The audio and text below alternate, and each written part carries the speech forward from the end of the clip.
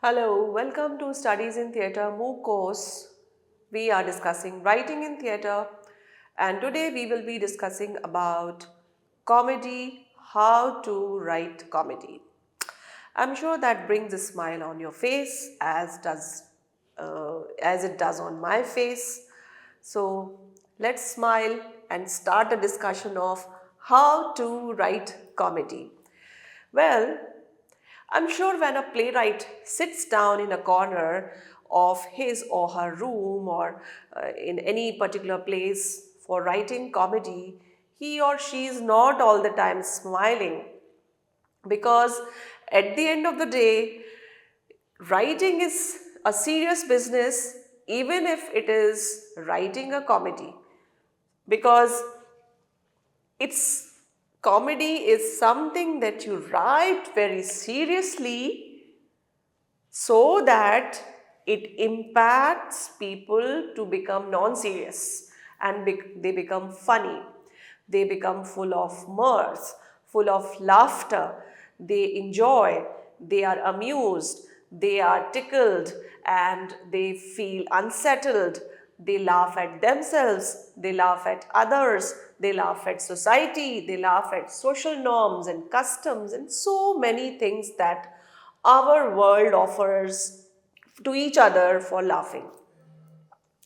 And everything in the world cannot be laughed at by everyone. Some of us have good sense of humor, some of us have bad sense of humor, some of us are not at all people who are made to laugh because it's um, it's something very rooted in our persona. So you need to understand that what is comedy and what makes you laugh.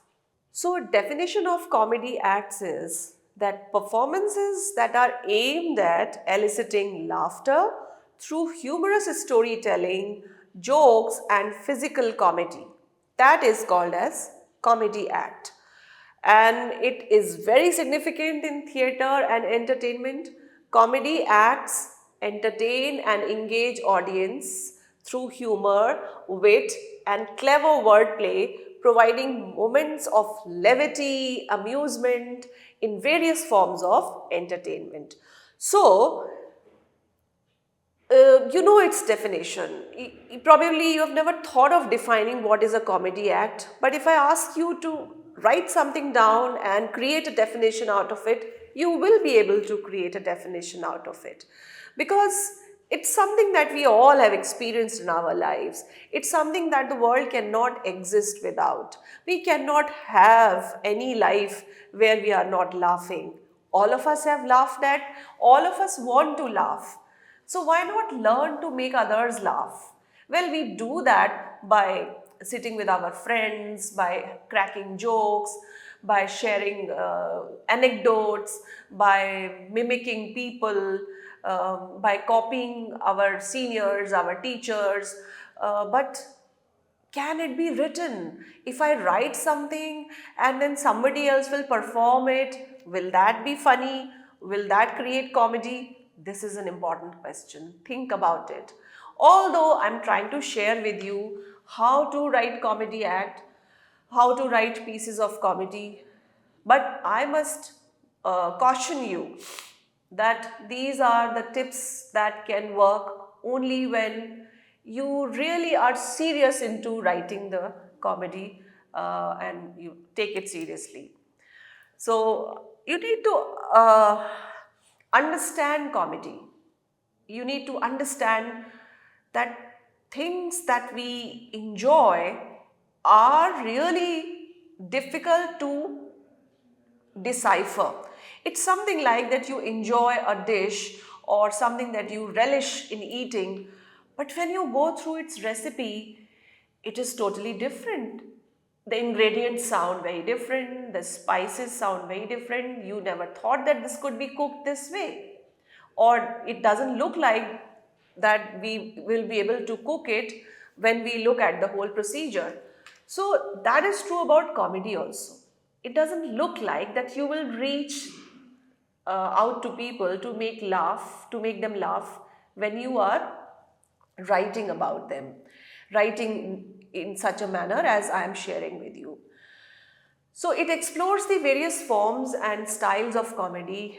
When you are writing comedy, you can think of satire, parody, slapstick, observational humor.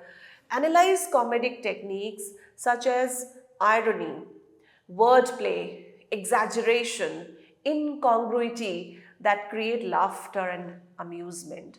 Exaggeration is a very funny thing. You can say, my friend can eat the entire city. She is so hungry. Now, your friend definitely cannot eat the entire city, but you can make people appear caricaturish through these kinds of exaggerations.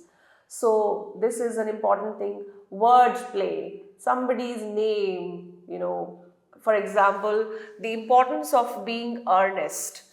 Now, there is a character who has his name Ernest in this play, and there is a lady who wants to marry somebody who has a name called Ernest.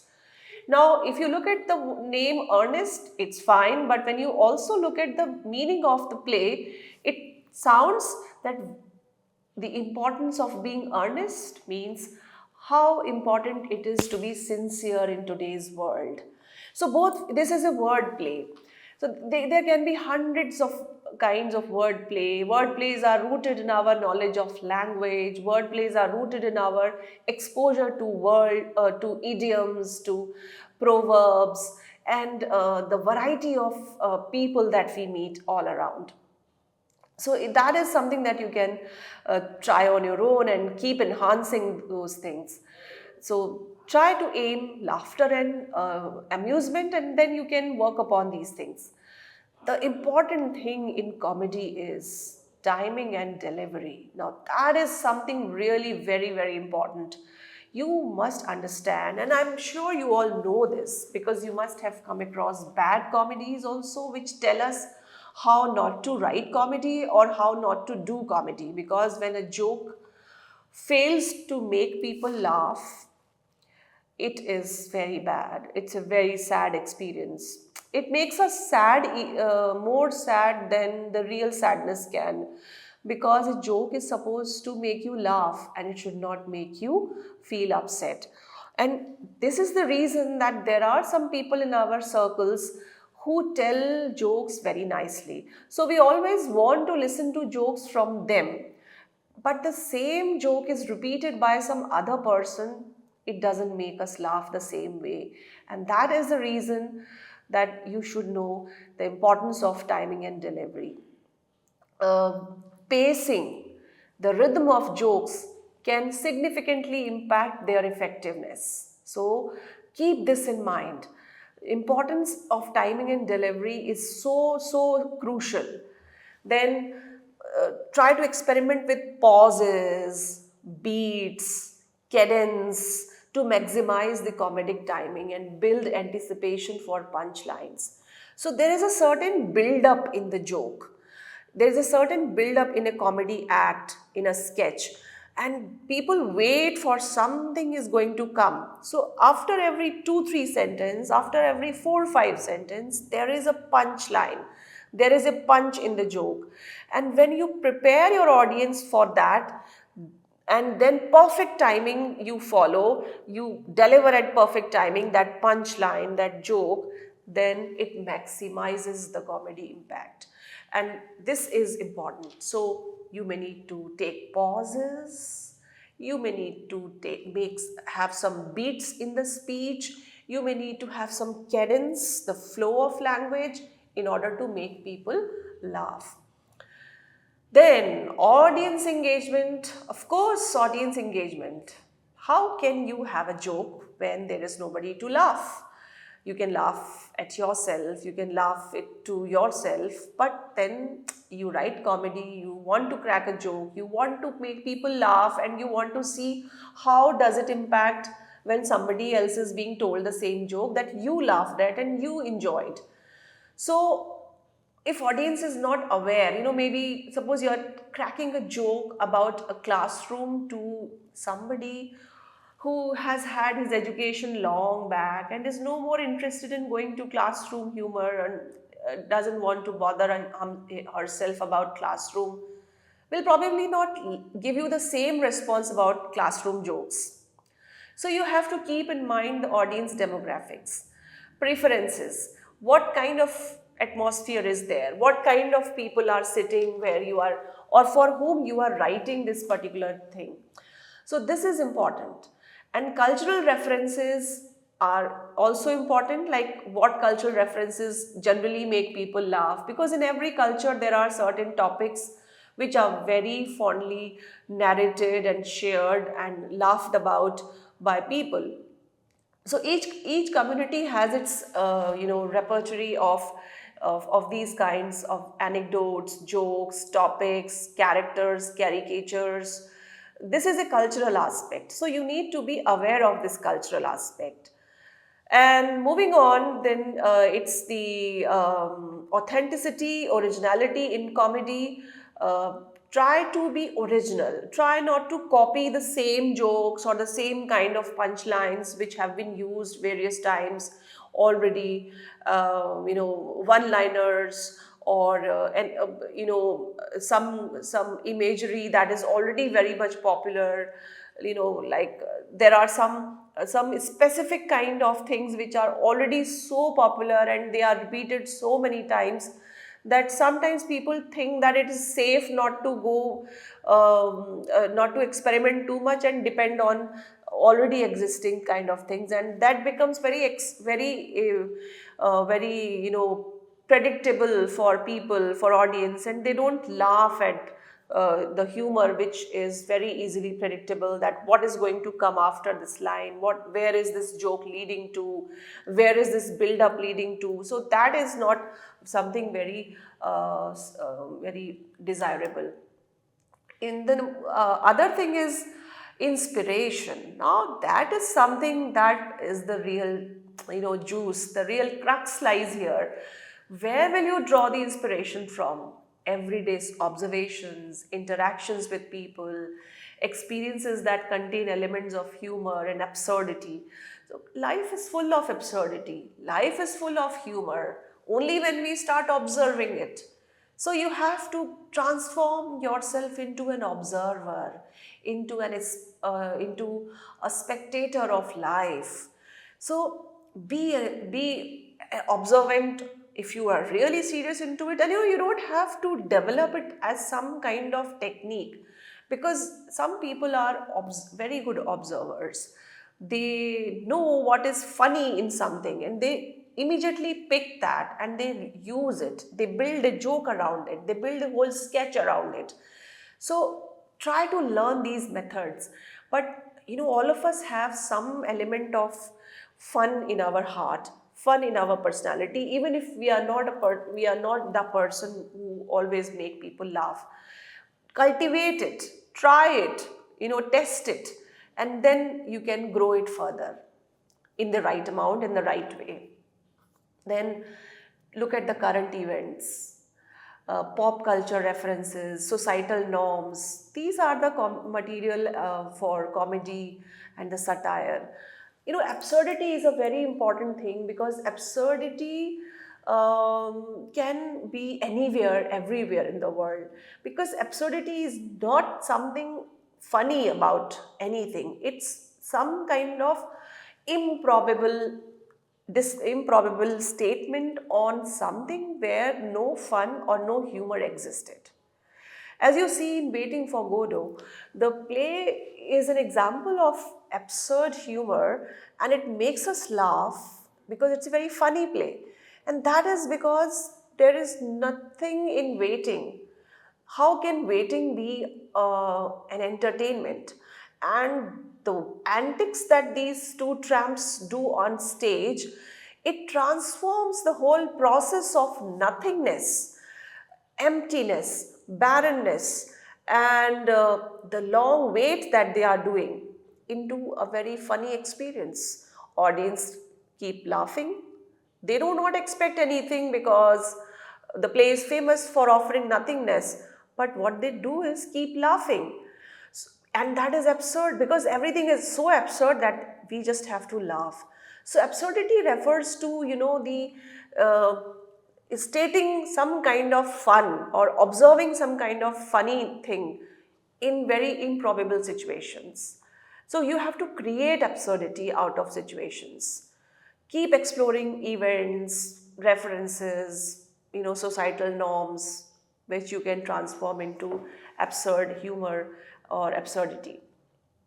Then, balancing the content and the context. Strike a balance between comedic content and contextual relevance, ensuring that the humor is appropriate and respectful within the given context.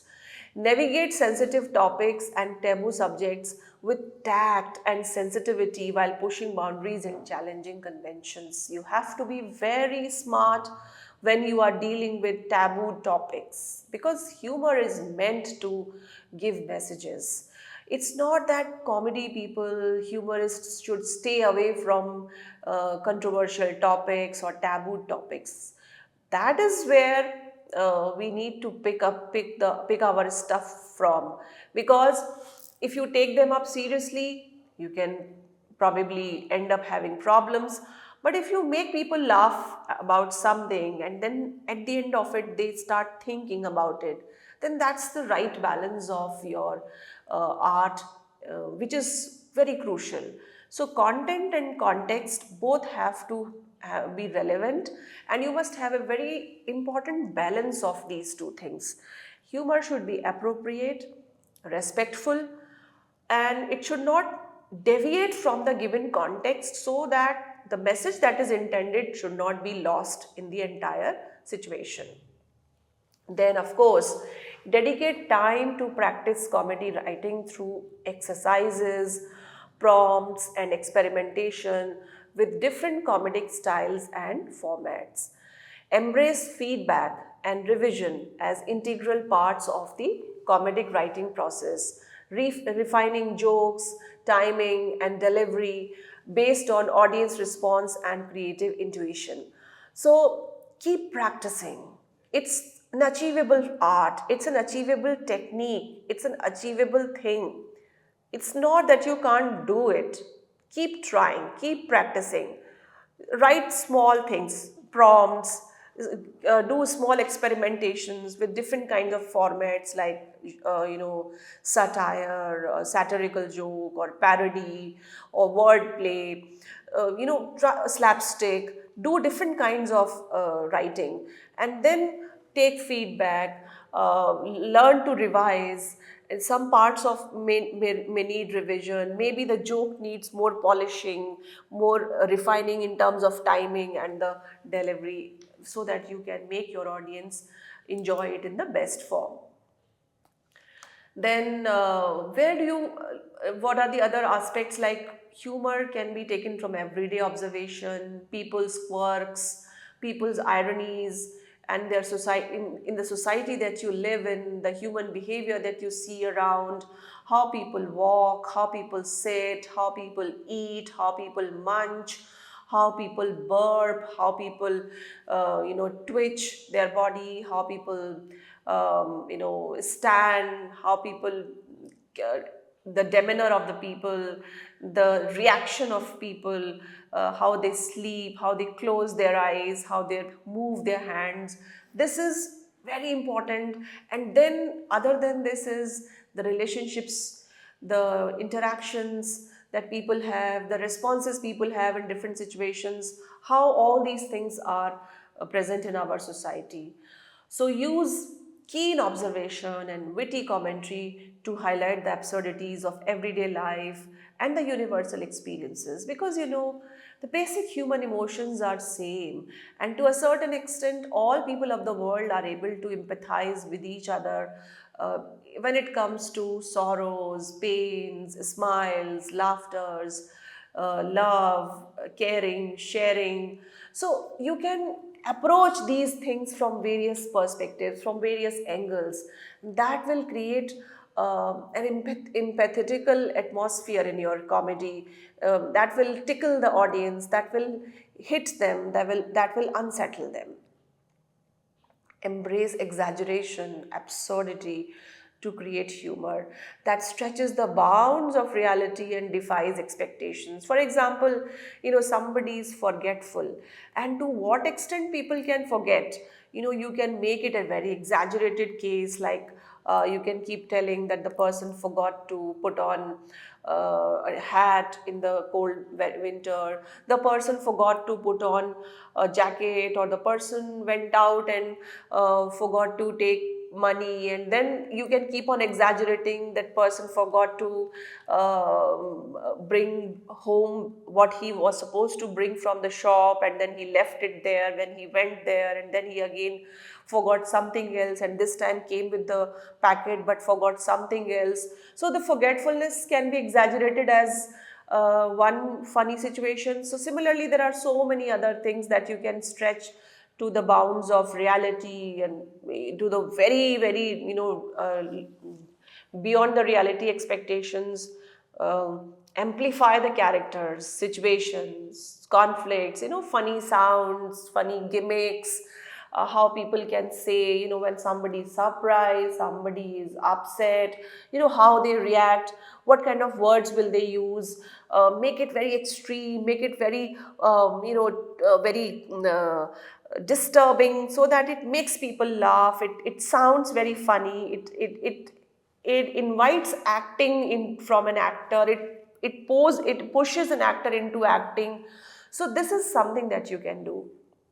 Then harness the power of word play, puns, and linguistic humor, because life is all about speaking in the right way. If you want to make people laugh, you need to speak in the manner that is required. You must have a great repertoire of words and idioms and wordplay in order to be clever enough so that you can manipulate your knowledge and create comedy sketches. Syntax, semantics, language, double meaning, homophones, linguistic gags. These are the different aspects that of language that a comedy writer should keep in mind. Um, so, I remember a very funny dialogue in the film called Angur. That was a film which is based on Comedy of Errors, Shakespeare's play, and it is written by the screenplay is written by Gulzar. So there is a sentence that one female actor says, "Jijaji khane ko aayenge." The servant says, "किसको खाने आएंगे?" She says, "Stupid, मैं कहना चाह रही हूँ खाना खाने को आएंगे."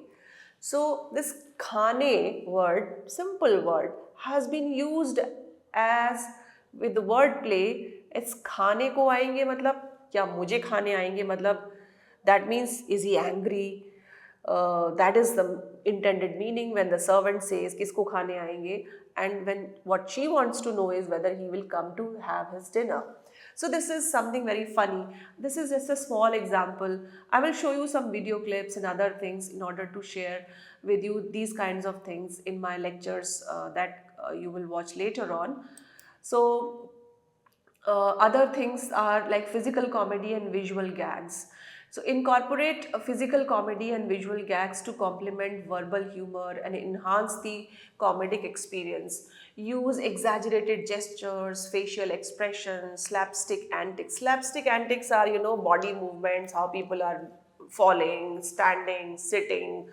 Mr. Bean, like for example, does a lot of facial expressions and slapstick antics, exaggerated gestures to make people laugh. And that is something that you can try, but you need to write all this. When you are writing only, then you can take them to a different level. You have to think of this in advance when you are sitting down to write about it. Then satire and parody. Utilize satire and parody to lampoon societal norms, cultural trends, human follies in a humorous and insightful manners. Take aim at pomposity, hypocrisy, absurdity with sharp wit and biting humor that challenges conventions and provokes thought. Some people are very pompous about their money, or some people are very pompous about brands.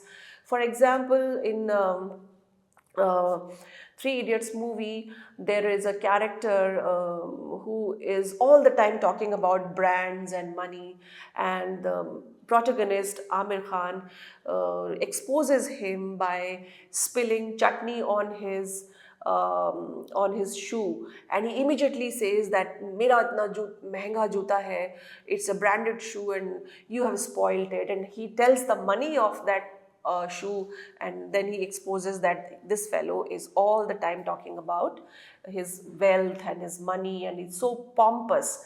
So that is pomposity has been made has been laughed at. So this, hypocrisy of people, that on one hand they would like to help a poor, but on the other hand they hate poor. So you can create a funny situation, a joke out of it, in order to criticize such people. So but one has to be very witty in order to do that, because it's a bad joke.